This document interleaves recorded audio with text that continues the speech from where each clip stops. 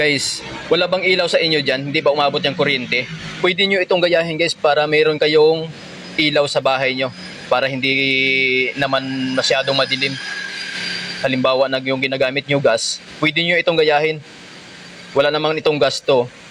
Halimbawa may mga magnet kayo dyan, pwede nyo itong gagawin. Ito.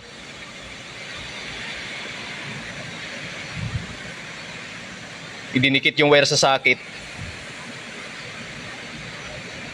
Maganda ito. Pwede ito sa amin para makatimid kami ng kuryente sa probinsya. Oh.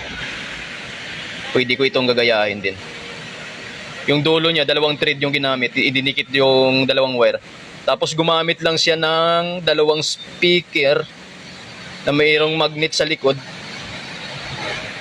Tapos inidikit niya rin yung speaker doon. Tapos ikinabit niya yung bumbilya.